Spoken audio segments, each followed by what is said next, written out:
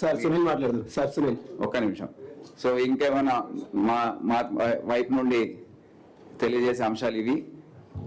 మీరు ఇప్పుడు అడిగిన ప్రశ్నలు కూడా నాకు తెలుసు. మీరు నా ద్వారా ఏదన్నా సెన్సేషనల్గా రియాక్షన్ చేపట్టి దాన్ని హెడ్లైన్లో రాస్తారని నేను సిద్ధంగా ఉన్నాను. అంటే నాకు కూడా 30 సంవత్సరాలు అయింది, అనుభవం ఉంది. మేము కూడా దాన్ని ఎదుర్కోవడానికి రెడీగా ఉన్నాం. కానీ మీరు అడిగేటప్పుడు కూడా అది నాకు కూడా తెలుసు అనే ఆలోచనతో మీరు అడగండి. Thank you sir. Sir sir sir ఏం లేదు సార్. సార్ ఇక్కడ రమేష్ అట్లా సార్, ఇటీవల కాలంలో ప్రతిపక్షాలు మన పోలీస్ డిపార్ట్మెంట్ టార్గెట్ చేస్తూ చాలా కామెంట్ చేస్తున్నారు. ఏదో బుక్స్ అంటే వాళ్ళ కొత్త బుక్స్ లో మీ పేరును కూడా ఇంక్లూడ్ చేస్తున్నాం అని చెప్తున్నారు. అంటే మీరు ఏ బుక్ ను ఫాలో అవుతున్నారు, లేకపోతే వాళ్ళే బుక్ ను ఫాలో అవుతున్నారు? ఇది అడుగుతారని నాకు తెలుసు, అది కూడా రమేష్ అడుగుతారని తెలుసు. ఏం లేదండి, మేము ఏం సెన్సేషనల్ ఏం చేయము. చట్టం ఉంది. ఇప్పుడు మనకు ఫ్రీడమ్ ఆఫ్ స్పీచ్ అనేది మన రాజ్యాంగంలో ఆర్టికల్ 19 ప్రకారం అందరికీ భావ స్వేచ్ఛ, భాష స్వేచ్ఛ, ఆలోచన స్వేచ్ఛ అన్నీ కూడా ఉన్నాయి. కానీ అదే ఆర్టికల్లో రీజనబుల్ రెస్ట్రిక్షన్స్ అని కూడా దాంట్లోనే రాసి ఉంది. అంటే ఫర్ ఇన్స్టెన్స్ నేను రమేష్ వైట్లాని వ్యక్తిగతంగా దూషిస్తే, లేకపోతే అసభ్యకరంగా దూషిస్తే ఆయన తప్పకుండా నా మీద కేసు పెట్టవచ్చు. నేను ఆయనను దూషిస్తే ఆయన పెట్టవచ్చు, ఆయన నన్ను దూషిస్తే నేను పెట్టవచ్చు. సో అదే విధంగా ఉంటుంది, కానీ ఇంకా వేరే విధంగా ఏమి ఉండదు. సీసీ కెమెరాలు ఉన్నాయనేది ఉన్నాయి సార్, రికార్డుగా. ఎక్కడ? రాష్ట్ర వ్యాప్తంగా 13 లక్షల సీసీ కెమెరాలు, దాంట్లో 20% కూడా పనిచేయట్లేదు సార్. ఇది నేను ఒప్పుకుంటాను. 32% పనిచేస్తున్నాయి సార్. సో తగ్గిపోయింది సార్. దీన్ని తప్పకుండా ఈ పర్సంటేజ్ పెంచే అవసరం ఉంది. ఇంకోసారి డ్రైవ్ చేపడతాం. ఏదైతే 2014-15లో నేను అప్పుడు సిపి సైబరాబాద్ ఉన్నాను, ఇక్కడ మహేందర్ రెడ్డి గారు ఉన్నారు, అందరు రాష్ట్ర వ్యాప్తంగా అందరు కూడా చేశారు ఈ కృషి.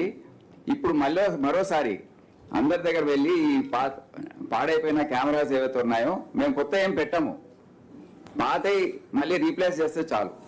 మళ్ళీ అప్పుడు దాదాపు 6 లక్షల కెమెరాలని దేశంలోనే మొత్తము తెలంగాణ రాష్ట్రం ఒక చాలా మంచి పేరు తెచ్చుకుంది. ఎన్నో ప్రెజెంటేషన్ నేను కూడా ఇచ్చాను ఢిల్లీలో ఈ సీసీటీవీ వ్యవస్థ పైన. సో రోజు రోజుకి తగ్గిపోతున్నాయి కనుక దానిపైన దృష్టి తప్పకుండా సారిస్తాం. ఎందుకంటే మాకు ఇప్పుడు ఆఫీసర్స్ కూడా అలవాటు అయిపోయింది. ఏదైనా నేరం జరిగితే ఇమీడియట్ గా సీసీటీవీ ఫుటేజ్ లేకపోతే ఈ రోజుల్లో మా ఆఫీసర్స్ కొద్దిగా హెల్ప్లెస్ గా ఫీల్ అవుతున్నారు. ముందు లేనప్పుడు వేరే విధాలుగా నేర దర్యాప్తు చేసే అలవాటు ఉంది. ఇప్పుడు సిడిఆర్ ఒకటి కావాలి, అది లేకపోతే కష్టపడుతున్నారు. సీసీటీవీ ఫుటేజ్ దొరకకపోతే కష్టపడుతున్నారు. ఎందుకంటే పాత అలవాటు ఏదైతే ఉందో, పాత సీన్ ఆఫ్ క్రైమ్ లో దొరికే క్లూస్ ఏవైతే ఉన్నాయో దాన్ని పరిశీలించడం అనేది, ఇవన్నీ కూడా మళ్ళీ మేము తీసుకొస్తామని మీకు తెలియజేస్తాం. కాటన్ సర్చ్లు బంద్ అయిపోయినాయి సార్. దాన్ని మళ్ళీ పునరుద్ధరించే అవకాశం ఏమన్నా ఉన్నదా? ఒకటి. రెండోది ఏంటంటే గోవధ సంబంధించిన చట్టం అమలు కావట్లేదు. దానికి సంబంధించి ఆ గోరక్షకులు ఎవరైతే రక్షించబడతారో వాళ్ళు చట్టాన్ని మీరెవరు తీసుకోవడానికి అనేది ఈ రకంగా అంటే హింసాత్మక సంఘటనలు చెలవెళ్తున్నాయి. ఇంకొక విషయం, ఫుట్పాత్ ఆక్రమణల వల్ల సిటీలో యాక్సిడెంట్లు ఎక్కువ అవుతున్నాయి. దీనిపైన మీరు ఫస్ట్ ఏంటి? Cotton search.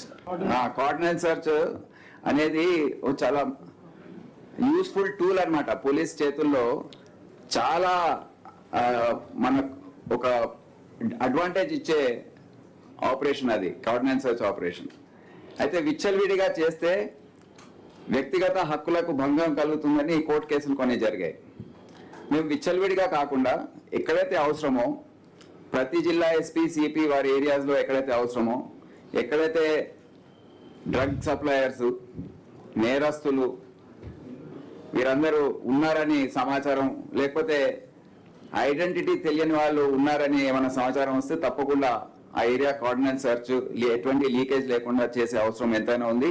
ఇది శాంతి భద్రతలు కాపాడడంలో చాలా కీలకమైన అంశం. సో మేము కోర్టు కూడా ఈ విధంగా తెలియజేసి మేము టేకప్ చేస్తాం. రెండవది, ఇప్పుడు మనకు బక్రీద్ కూడా వస్తుంది. బక్రీద్ సందర్భంలో మన అందరికి తెలుసు ఈ అంశం చాలా కీలకమైంది, సెన్సిటివ్ ఇష్యూ. అందుకని మా విధానం ఏముంటుందంటే ఇటువంటి అంశాల్లో కేవలం పోలీసే దీన్ని ట్యాకిల్ చేస్తుంది, ఎవరు కూడా రోడ్డు పైన రావడానికి లేదు. సో మేము సిటీ పోలీస్లో కూడా గోరక్షక్ సంస్థలతో మాట్లాడాం. ఎందుకంటే మీరు వస్తే మళ్ళీ ఆపోజిట్ సైడ్ కూడా వస్తారు. సో ఎవరు కూడా రావద్దు, మేము ఒక హెల్ప్ లైన్ నెంబర్ ఇస్తాం, దానికి ఫోన్ చేయండి, మేము స్పందిస్తాం, తప్పకుండా స్పందిస్తాం. ఎందుకు స్పందించాం, యాక్షన్ తీసుకుంటాం. అండ్ దాన్ని బట్టి ఏదైతే చట్ట ప్రకారం ఏదైతే చేసేది ఉందో అది తప్పకుండా సిటీ పోలీసే కాదు, చుట్టుపక్కల ఉన్న కమిషనరేట్స్ దీంట్లో చాలా కీలకమైన పాత్ర. వాళ్ళు చెక్ పోస్టులు పెట్టుకోవాలి. మన రాష్ట్రంలో రాకుండా అక్కడ జిల్లాల్లో ఎంట్రీ పాయింట్స్ ఉన్నాయి, అక్కడ కూడా చెక్ పోస్ట్ పెట్టుకోవాలి. ప్రతి జిల్లా ఎస్పీ సిపిలు కూడా వాళ్ళు దీంట్లో సహకరించే అవసరం ఎంతైనా ఉందని తెలియజేస్తున్నాను. ఫుట్పాత్ లో మీకు తెలుసు ఆపరేషన్ రోప్ మనం చేసినప్పుడు ఫుట్పాత్ల పైన ఎంక్రోచ్మెంట్ తీసేసినప్పుడు మనకు యావరేజ్ స్పీడ్ 19 నుంచి 23 పెరిగింది. అది మీ కళ్ళారా మీరు చూశారు. సో తప్పకుండా ఫుట్పాత్ ఎంక్రోచ్మెంట్ ఎందుకు తీయాలంటే ఆ క్యారేజ్ వే ఏదైతే ఉందో అది తగ్గిపోతూ ఉంటుంది ఎంక్రోచ్మెంట్స్ వల్ల. దానివల్ల ఏదైతే రోడ్డు ఉందో, మార్గం ఉందో అది తగ్గిపోతూ ఉంటుంది, వాహనాలు వెళ్ళే దారి తగ్గిపోతూ ఉంటుంది, యావరేజ్ స్పీడ్ తగ్గిపోతుంది. ఏదైతే ఫుట్పాత్లు ఉన్నాయో మనుషులు నడవడానికి, దానిపైన చిన్న చిన్న తోపుడు బండ్లు దుకాణాలు పెట్టుకొని దాన్ని వ్యాపారం లాగా మార్చి అదంతా చేసే, అందుకే ఈ traffic safety and road safety bureau ఏదైతే ఉందో ఆ చేసే పని ఇదే ఉంటుంది. ముఖ్యంగా రాష్ట్ర వ్యాప్తంగా ఈ ఆపరేషన్స్ ఏవైతే ఉన్నాయో అవి ఒకే విధానంతో నడిపించే అధికారం ఈ బ్యూరోకు ఉంటుందని మీకు తెలియజేస్తాను. తప్పకుండా ఆ బ్యూరో క్రియేట్ చేసినప్పుడు ఏదైతే మేము ఏజెన్సీని పునర్వ్యవస్థీకరిస్తున్నామో దాంట్లో ఈ బ్యూరోకి కూడా కొద్దిగా ఇవ్వడం జరుగుతుంది. తప్పకుండా నార్కోటిక్స్ బ్యూరోకి ఇచ్చాము, సైబర్ సెక్యూరిటీ బ్యూరో ఇచ్చాము, అదేవిధంగా traffic and road safety bureau కూడా ఈ విధంగా సిబ్బంది కేటాయించి, దానికి నిధులు కేటాయించి, దానికి హెచ్ఓడి స్టేటస్ ఇచ్చి వారు రాష్ట్ర వ్యాప్తంగా ఈ పని చేసే విధంగా చేస్తారు. సార్ ఇప్పుడు దేశంలో ఏ కేసు తేలకపోయినా తెలంగాణ పోలీసులు టార్గెట్ చేస్తే దొరుకుతారు. ఇప్పుడు సివిఆర్ గారు versus AI. So AI technology అనేది ఆల్రెడీ మీరు ట్రాఫిక్ లో కూడా మన సైబరాబాద్ కమిషనరేట్ లో అవలంబించారు సార్. అదే టెక్నాలజీని ప్రస్తుతం ఈ సైబర్ క్రిమినల్స్ పట్టుకోవడం కావచ్చు, తర్వాత క్రిమినల్స్ ట్రాక్ చేయడం కావచ్చు, ఫర్దర్ గా తెలంగాణ పోలీస్ వర్సెస్ ఏఐని కొత్తగా ఏమన్నా ఇంప్లిమెంట్ చేసి దాన్ని డెవలప్ చేయబోతున్నారు. తప్పకుండా అదే చెప్పాను నేను. అది మేము ఏదైతే సాంకేతిక పరిజ్ఞానం వాడుకోవడంలో ముందంజలో ఎప్పటి నుంచో ఉన్నాము.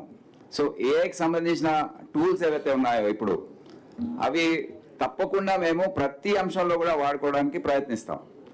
కానీ మాకు అది పనికి రావాలి, దానివల్ల మాకు మా పనితీరు ఇంకా మెరుగుపడాలి. ఆ రిజల్ట్స్ ఏవైతే ఉన్నాయో అవి ఇంకా ఉన్నత స్థాయిలో వస్తే తప్పకుండా దాన్ని మేము ఇంప్లిమెంట్ చేసి చూస్తాం. సో అదే అవుట్లుక్ అందరిలో ఉంటుంది, అదే విధానం ఆల్ ఆఫీసర్స్ దాని గురించి ఆలోచిస్తారని మీకు తెలియజేస్తాం. ప్రధాన ప్రతిపక్ష నేతలపై చాలా కేసులు